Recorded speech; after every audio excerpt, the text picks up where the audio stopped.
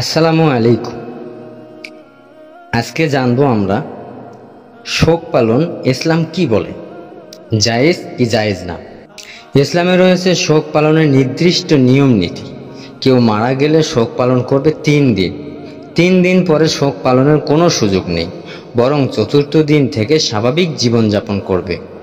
ইসলামে মৃত্যুর চতুর্থ দিনে কুলখানি করা এবং 40তম দিবসে চেহলাম করা কোনো বিধান নেই।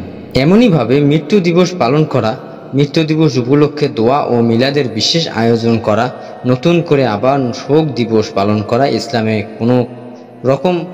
কোনো বিধান নেই। মৃত্যু ব্যক্তিদের ব্যাপারে যা করণীয় ইসলামে রয়েছে তা হলো সব সময় তাদের জন্য দোয়া করা। এর জন্য কোনো দিনক্ষণ ঠিক করার প্রয়োজন নেই, যে কোনো সময় দোয়া করতে পারবে। তবে বিশেষ করে যে সময় দোয়া কবুলের কথা হাদিসে রয়েছে, সে সময় নিজের জন্য, জীবিত মৃত সবার জন্যই দোয়া করতে ভুলবেন না। বিশেষ করে রাতের শেষ অংশে যখন আল্লাহ তাআলা প্রথম আকাশে অবতরণ করেন, বান্দাদের ডাকতে থাকেন, কোনো ক্ষমা প্রার্থকারী আসো কি, যাকে আমি ক্ষমা করে দেব? কোনো বিপদগ্রস্ত আসো কি, যাকে আমি বিপদ থেকে উদ্ধার করব? এমনইভাবে আল্লাহর বান্দাদেরকে ডাকতে থাকেন। আজান ও ইকামতের মধ্যবর্তী সময়, নামাজের সালাম ফেরানোর আগে সিজদারত অবস্থায়, দোয়া কুনুদের সময়, জুম্মার দিবসের আসরের পর সূর্যাস্তের আগে, ইফতারের আগে, সফর অবস্থা, বাইতুল্লাহ তাওয়াফের সময়, মাকামে ইব্রাহিমের নামাজের পর, সাফা মারওয়া সারির সময়, আরাফায় অবস্থানের সময়, মুজদালিফায়, মিনায় প্রথম ও দ্বিতীয় শয়তানকে কঙ্কর মারার পর, এই সময়গুলো বিশেষ করে দোয়া কবুল করার সময়। এছাড়া অন্য কোনো সময় দোয়া কবুল হবে না এমনটিও নয়, বরং সব সময় দোয়া কবুলের আশা রাখতে হবে। আল্লাহ বলেন, তোমরা আমাকে ডাকো, আমি তোমাদের ডাকে সাড়া দেব। সূরা গাফির আয়াত নম্বর 60। আল্লাহ আরও বলেন, আমার বান্দা যখন আমার সম্পর্কে প্রশ্ন করে, আমি দূরে কি নিকটে, আমি অতি নিকটে। যখনই কেউ আমাকে ডাকে, আমি সেই ডাকে সাড়া দেই।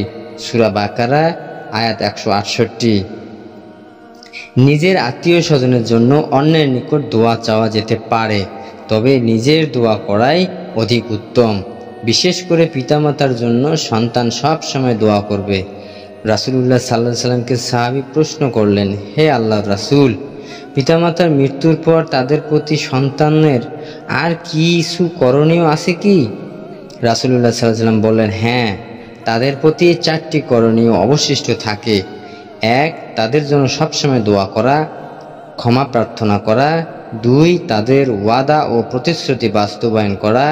3. তাদের মাধ্যমে যাদের সাথে আত্মীয়তার সম্পর্ক তৈরি হয়েছে তাদের সাথে আত্মীয়তার সুসম্পর্ক বজায় রাখা। 4. তাদের বন্ধুদের সম্মান করা। আবু দাউদ। আবার টাকার বিনিময়ে কারি বা হাফেজ ভাড়া করে কোরআন খতম করার, দোয়া করার বিধান ইসলামে নেই। মোট কথা, মৃত ব্যক্তির জন্য শোক পালনের প্রথা পূর্বলিখিত নিয়মের বাইরে ইসলামে আর কোনো নিয়ম নেই। দোয়া করার বিধান সব সময় রয়েছে, কোনো দিবসকে কেন্দ্রিক নয়। অতএব মুসলিম হিসেবে ইসলামের বিধান মেনে চলা আমাদের কর্তব্য। শোক পালনের বেলায় ইসলামের নির্দেশ পথেই শোক পালন করা উচিত। আল্লাহ আমল করা তৌফিক দান করুক। আমিন। জাযাকাল্লাহুল খাইর।